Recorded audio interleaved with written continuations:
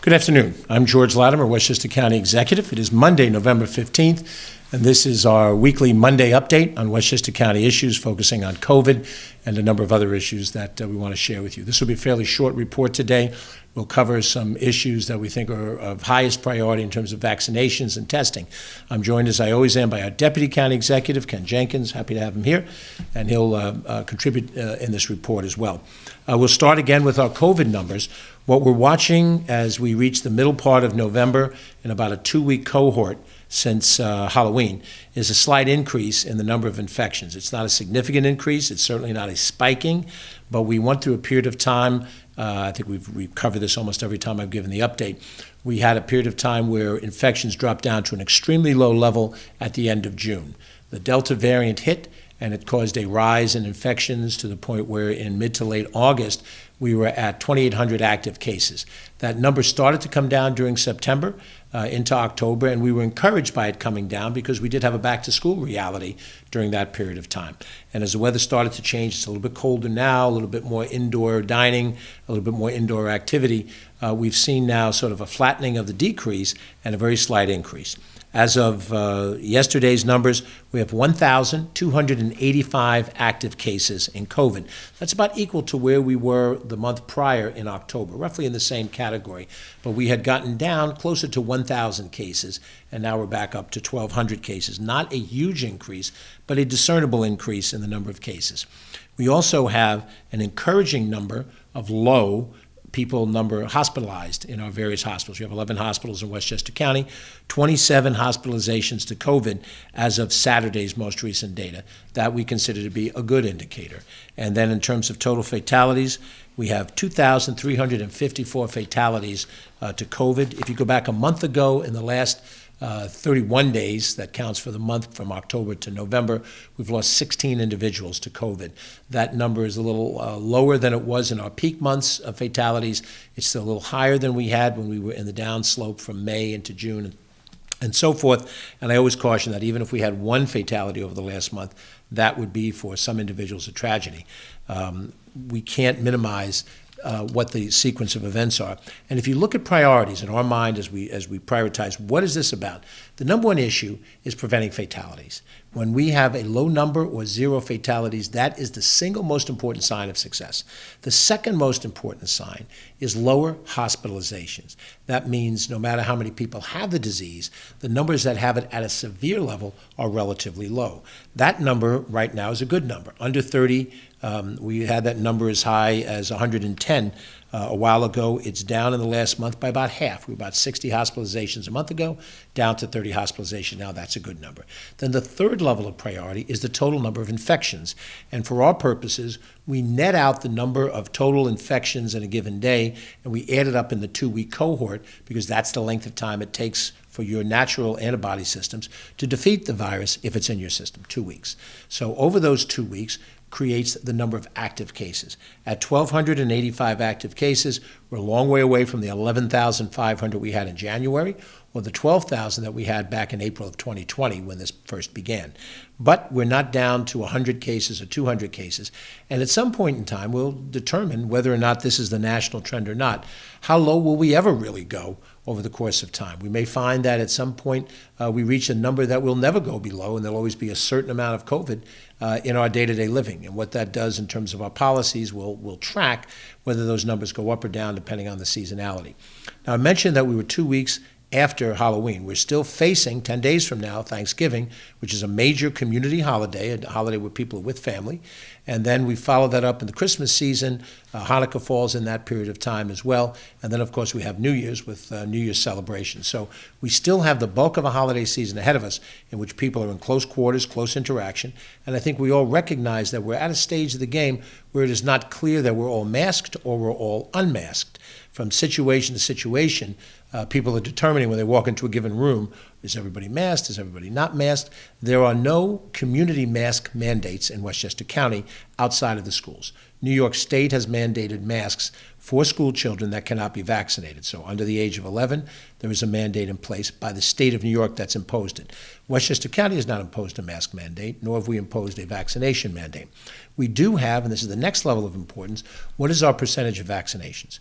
We have over 91% of the adults, 18 years of age and older, who have gotten at least the first shot within a two-shot protocol or a single-shot protocol if it's Johnson & Johnson.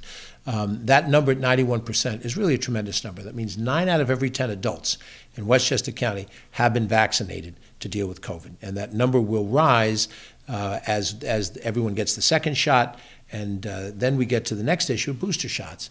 And right now, the state has authorized booster shots of any of the 3 types of vaccines, whether it's Pfizer, Moderna, or Johnson & Johnson, for those who are 65 years of age and older, and for those who are under the age of 65 who are immunocompromised. We have not yet gotten to the point where the state has authorized it for everybody under the age of 65. If you remember back in the spring when vaccinations were first coming in, those age cohorts were phased in. We went from 65 to 60, then down to 40, and it wasn't a wide open, everybody can get it now at any one point in time. We'll have to see what the state does. The state health department has the authority to make those decisions, and we in the county government will implement whatever those decisions are made at the state level of government. And we interact with the state, department to department, on a regular basis and a professional basis to determine what will happen. But at this stage of the game, we have 3 different types of vaccinations that's going on right now. The first type of vaccination is a very small cohort. Those are the number of people who have never been vaccinated at all who choose now to become vaccinated. They get the first shot and the second shot of any of those 3 types of vaccines. That's one group of people for vaccinations. The second group of people to be vaccinated are those who have been vaccinated twice but want the booster shot. And I've just given you the parameter of that. Second and distinct group of people. The third group that's now eligible is pediatric vaccinations, those who are under the age of 12 down to the age of 5, for which there was recent authorization for pediatric vaccination. So as we look at the challenge of vaccination, we have to see them in those 3 corridors. Now, from a practical standpoint, since we have 91% of Westchester residents vaccinated, the number of people that walk into the Westchester County Center to be vaccinated now is a relatively small number. We had, this past Saturday, 359 vaccinations, first-time vaccinations, in the county center. And the following day, this past Sunday, yesterday, 163 vaccinations. That compares to a period of time when we had 2,000, 2,500 vaccinations in a day at the county center, when we were doing mass vaccinations. The vast majority of Westchester residents wanted to be vaccinated. They came to get online if it was necessary, make an appointment. Those numbers have trickled down, and that represents that first group of people who have never been vaccinated and want to get vaccinated for the first time. The universe for booster shots is, in theory, every Westchester resident who has already been vaccinated. And that number is over 750,000 people. That's a significant number. And then the pediatric vaccination number is probably in the vicinity of 100,000, maybe 90,000 kids who are eligible for vaccination who fall into that age category. So those 3 categories now require a strategy that takes into account each of those different areas. And let me just outline the various places that you can be vaccinated in for rational purposes. We have on our website, westchestergov.com, a dashboard which will lay out some of these specifics for you. We're going to be upgrading it as we go along, and there will be active links that will provide the information that you would need to know where to go to do the things you want to do. The first and foremost place for vaccinations has traditionally been Westchester County Center. We know it as an arena for basketball, as a place for high school graduations. We've had a variety of meetings there, and as of last January, we turned it over to the purpose, under the state direction, of mass vaccinations. And we've done a tremendous number of vaccinations at that location, well over 300,000 vaccinations at that singular location. The New York State will be pulling out of the county center as a vaccination site as of this Thursday. You can still walk up between now, Monday, and this Thursday and be vaccinated for the first time if you'd like by going to the county center. You do not need an appointment, but that ends when Thursday comes to a close and the state is out of there. The county is assessing, and we haven't made a decision yet, we're having some discussions now about whether we will continue to use the county center as a vaccination site. We would love to be able to return it to its normal recreational use. And there's a lot of work that would have to be done It will take, at the minimum, a couple of months to reconvert it back to its prior purpose and to make sure everything that was occurring in there to make it a vaccination center. Originally, it was created in hospital bedrooms to convert it back. So whenever we make that decision to go, we're still a couple of months away from using the county center in a productive fashion.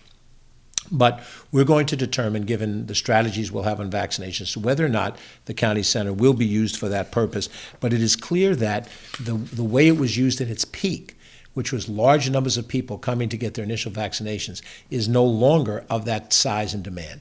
And as the state has shut down other such centers around the state, Javits Center comes to mind, so now are they doing the same at the county center. They are moving their operation to the Westchester Medical Center in Valhalla. We'll talk more about that in a second. The state has established or reestablished the Yonkers Armory, located North Broadway in Yonkers, for the purposes of a mass vaccination site.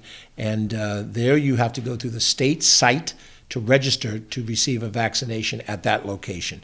And the state is rolling out what that will be. The Armory was used for a couple of months earlier this year in the springtime, and then the state stopped issuing vaccinations there. Now they're restarting that process, and you have to go through the state to access vaccinations from that location.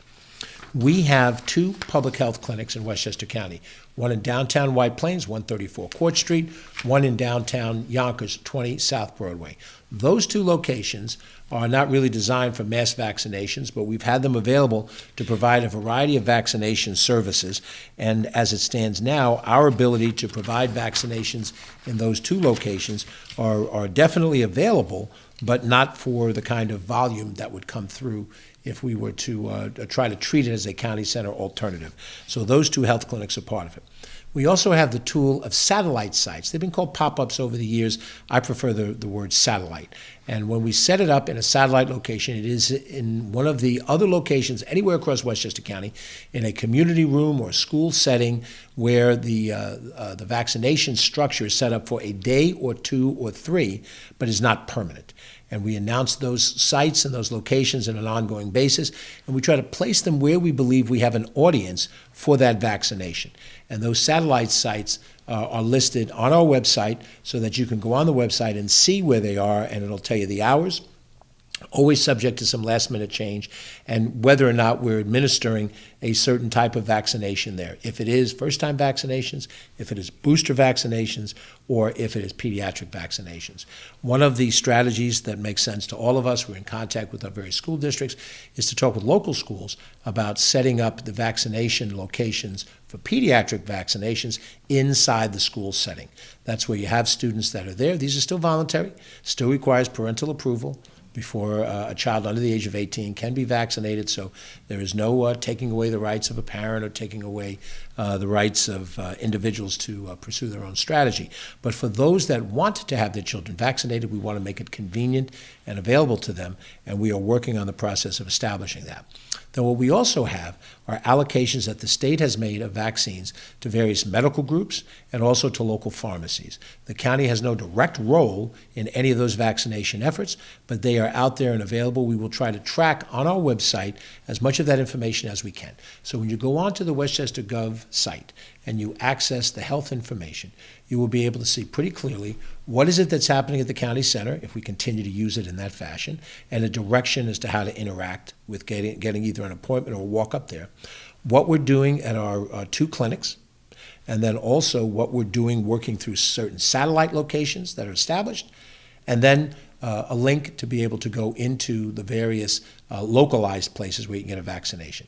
We want to try to organize this as best as we can by structure. There's a reason why we have different vaccination locations and what audience each of those locations are trying to deal with. And you will find that it will be tricky, and when the demand gets higher, when that booster shot is available to everybody under 65, it will be a little bit more like it was in the spring, where everybody will be scrambling to try to figure out how they can get their vaccination to protect themselves as best as we can. We also will make sure we have a link to the state vaccination finder. The state has established that as a means for you to find out, in many cases, what are those local medical facilities, those pharmacies and so forth, that will have available sites to it. Because the person says, where can I go to get a vaccination? Let me call my local pharmacy. Well, they don't have it available. Well, let me go into the state system. I have to make an appointment. Well, the state system will show you places all over New York State where you can be vaccinated, which might lead you to think the only place you could get vaccinated is by going out to the island, going into the city, going in upstate New York. So what we're going to do, continue to do, and we're going to do this with a greater focus, is to try to give you a rational, one-stop shopping in Westchester County. Where do you go to get the information you need?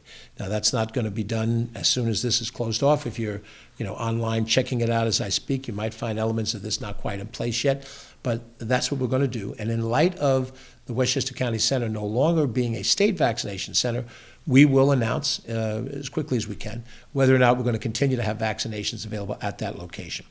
It is likely that we could make vaccinations available there without having to use the totality of the county center for that purpose. So part of it could go through reconstruction, and part of it might be available for some vaccination. We don't know. We're going to try to look and make rational decisions along those lines.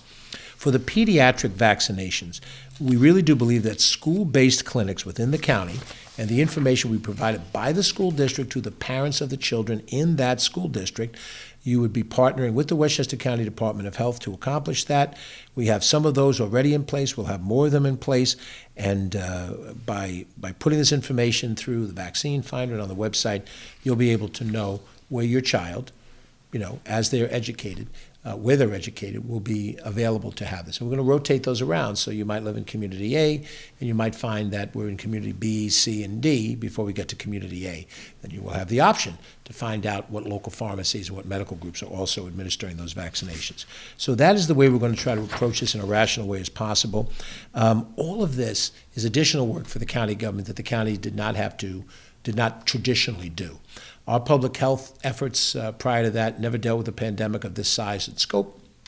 We never had to deal with state government regulations and what's available from the federal government, watching the CDC protocol, which sometimes sounds different from what the New York State Department of Health is putting out, knowing that we have 44 school districts, 45 municipalities in Westchester County. Everyone has some source of authority or power, and if not to direct the actions of all those entities, to at least try to coordinate them so that there's some logic to it if we have a couple of things in a similar area, to try to create some nexus between them so there's an efficiency in accomplishing this. All of this is a task that has to happen while we are in the process of functioning every day, because this county government every day is tasked with treating sewerage. Every day it's tasked with running a jail, running an airport, running a bus system, providing day-to-day social services. That is the mission of this government as prescribed in the charter and by state law and federal law. And understanding how we're going to interact with vaccinations, I think, is important. So just to recap that portion of our presentation today, we are rolling out in as much detail as we can on the Westchester Gov Facebook page. It'll be easily found. You can click on and you'll get to the place you need to get to. Our strategy of how each of these different physical locations will be used for vaccinations. If the county center will continue in some capacity, we'll talk about the Armory facility, and you'll be able to link on to the state for that. The two health clinics that exist in White Plains and Yonkers, and then the various satellite locations that we establish, and then how to link with local pharmacies and local medical groups. All of those different options under the vaccination side. I could take a roughly parallel structure and say the same thing about testing. Now, we've come a long way on testing from the beginning of the pandemic. In the beginning of the pandemic, we had no vaccinations. All we had was testing and social distancing and hand washing to get us through this, which were very meager tools to work with. But we used the tools that we had until vaccinations came along, and so now we do not have a massive testing center at Glen Island Park as we had previously. State moved themselves out of that. We got Glen Island Park back. We were able to open it up for summertime usage, and we do not have that kind of a massive testing situation. We will provide, in a separate location on our website, information about testing strategy, where you can go to get a test. If you need to get a test because you're traveling, if you need to get a test because you think a member of your family has been exposed to the disease, you will be wise to consult what we provide you, which will click on to different other locations and links. You should talk to your family doctor, your physician, let them advise you the circumstances. You should also check your health insurance policies wherever you may work, or whatever policies you have, to determine if it covers this type of testing or not, if it requires a copay or is free, depending on whatever kind of coverage you have. All of that is important for you to know before you go ahead and do the testing component that may happen. And I know I've been through a few tests myself. In any given day, somebody calls you up. We were all together on Saturday. We were watching that ball game in your living room. Joey came down COVID positive. What do you do? What do you do? Well, you want to go through the process of determining if you need to take a test, and then the people around you need to take a test, and then go from there into quarantine if that's what's required. All of those things will flow from the information that you have about the incident and then how best to respond to that incident. I want to try to put a rational element to this. It is frantic. And when a person is concerned and nervous, maybe they don't have all the skills to work through the internet on these things, we want you to have a sense of confidence that we're working to try to rationalize the process. And we've done so to a great degree over the course of this pandemic since March now into November, March of 2020 into November of 2021.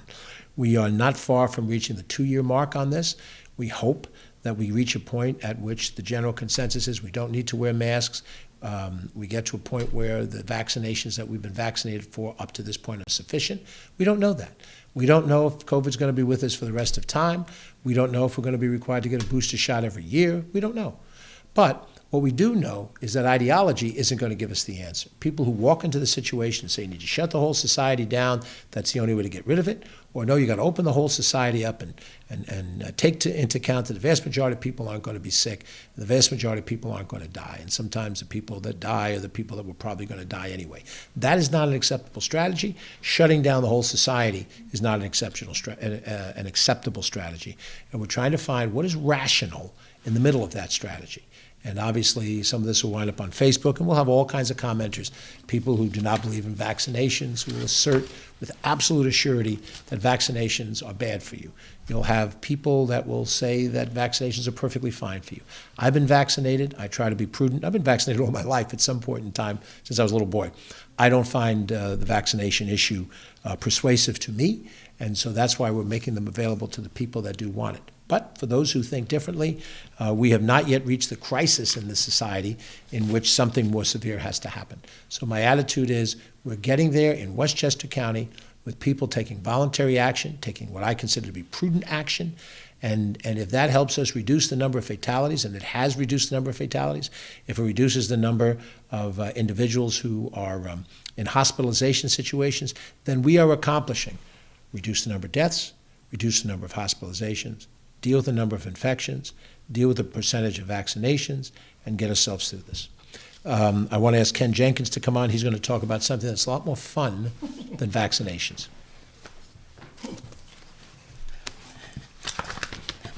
Thanks, George.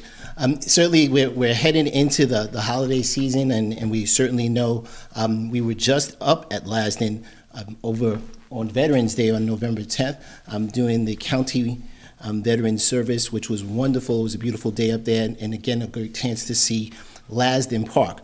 So starting November 27th, the Hill Annual Train Show is going to a different level. So now we're going to have it reimagined. The holidays on the Hill Train Show at the Conservatory at Lasden Park. Certainly the same location, it's the Veterans Memorial in Somers.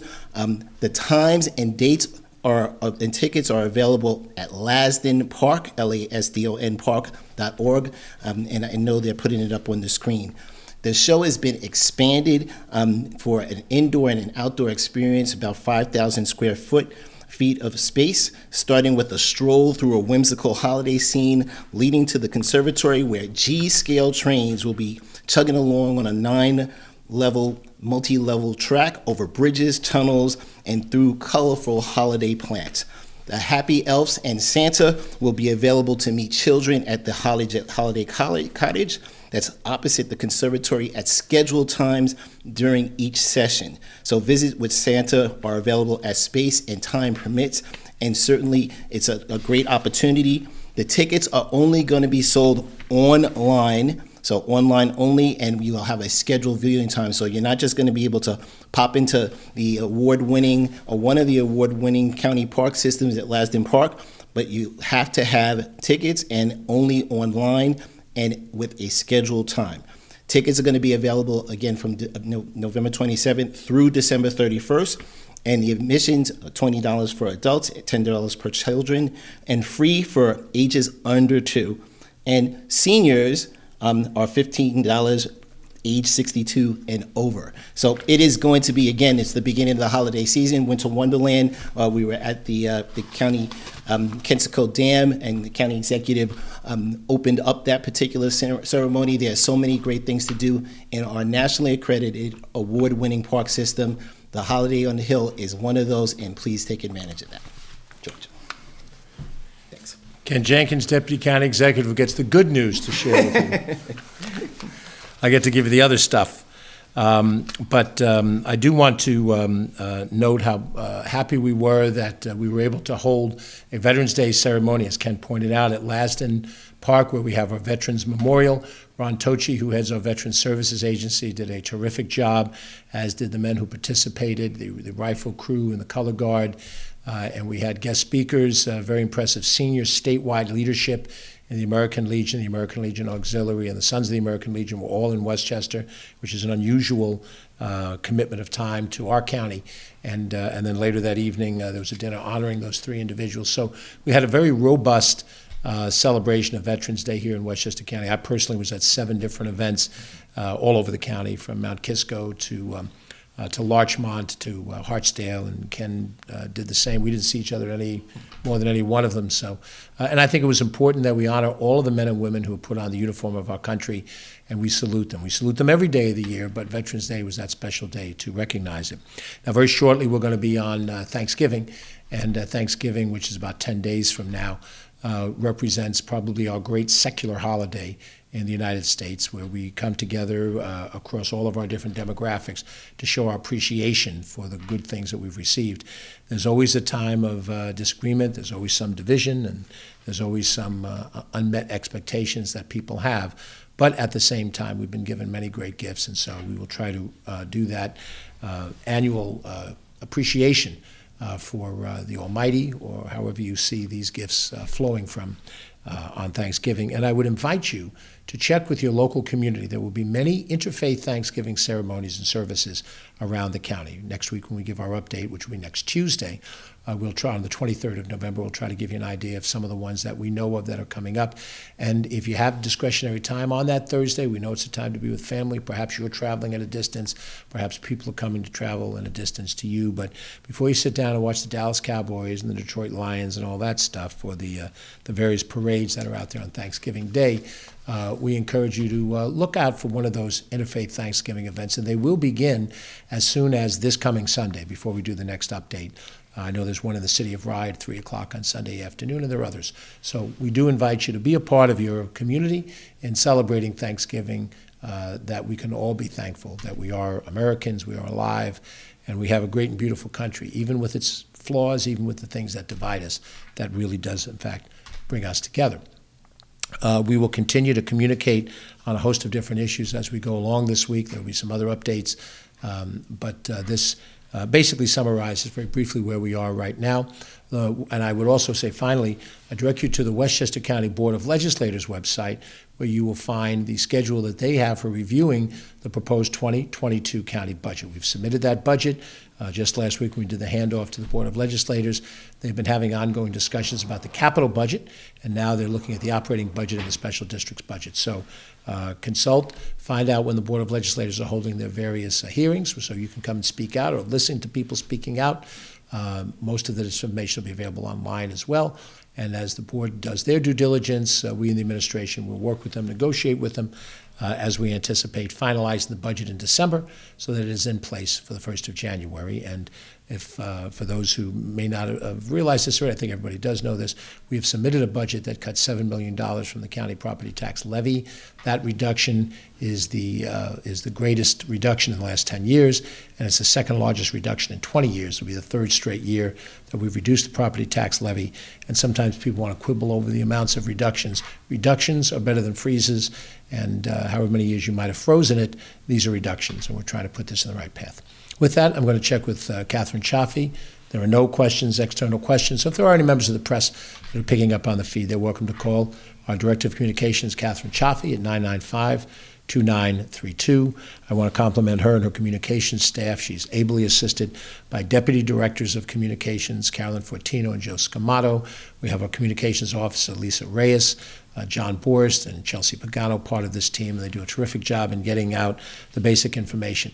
It is very hard to get information on localized governments.